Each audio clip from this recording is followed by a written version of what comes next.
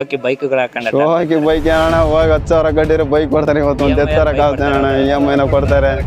ಇವತ್ತು ಎತ್ಕೊಳ್ತಾ 10,000 ಕಟ್ಬಿಟ್ಟು ಗಾಡಿ EMI ನ ಕೊಡ್ತಾರೆ. ಕಾರ್ ಬೇಕಾದ್ರೆ ತರ್ಬೋದು ಹೋಗಿ. ಇವತ್ತೊಂದು ಎತ್ತರ ಕಾರ್ ಅದೇ ಒಂದ್ ಜೊತೆ ಎತ್ ಕಟ್ಟಿ ಶೋಕಿ ಮಾಡಿದ್ರೆ ಅದ್ರ ಕದರೇ ಬೇರೆ ಇರುತ್ತೆ. ಅದ್ರ ಕದರೇ ಬೇರೆ ಇರುತ್ತೆ.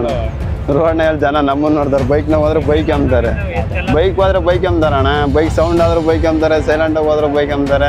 ಅದೇ ಎತ್ತು ಹಾಕಿ ಎತ್ತೊಡ್ಕೊಂಡು ನಮ್ಮನ್ನ ನೋಡ್ತಾರೆ. ನೋಡ ಕಾರ್ ತಂದು ನಿಲ್ಸ್ಕೊಂಡಿದ್ವಿ, ಆ ಕಾರೇ ನೋಡಾರ ದಿಕ್ಕಿ ಎತ್ತು ನೋಡಕ್ ಬರ್ತಾರೆ. ಆಗ್ಲ ಮಕ್ಕಂಡ್ರೆ ಎಬ್ರಿಸ್ತಾರಲ್ಲ.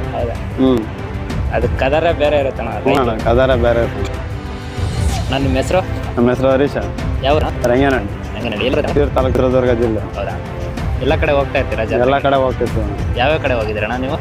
ಗುಡ್ಬಂಡಿಗೆ ಹೋಗ್ತಿದ್ವಿ, ಇಲ್ಲಿ ಸಿದ್ಧಗಂಗಾ ಜಾತ್ರೆ, ಅಜ್ಜಂಪುರ, ಮದ್ಗಿರಿ ಜಾತ್ರೆಗೂ ಇವಾಗ ನಡೀತಿರೋದಕ್ಕೂ ಏನಾದ್ರು ಡಿಫ್ರೆನ್ಸ್? ಮುಂಚೆಗೂ ಇವಾಗ ಭಾಳ ವ್ಯತ್ಯಾಸ ಐತೆ ಅಣ್ಣ. ಮುಂಚೆ ಇಲ್ಲೆಲ್ಲಿ ಕಾಲಿಡಕ್ಕೆ ಜಾಗ ಇರ್ತಿರಲಿಲ್ಲ. ಹೌದಾ?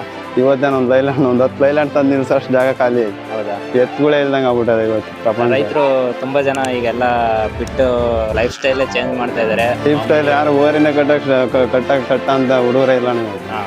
ಯೂತ್ಸ್ಗೆ ಏನಾದ್ರು ಹೇಳ್ತೀರಣ್ಣ? ಯೂಸ್ ಏನು ಹೇಳೋದಿಲ್ಲ ಅಣ್ಣ.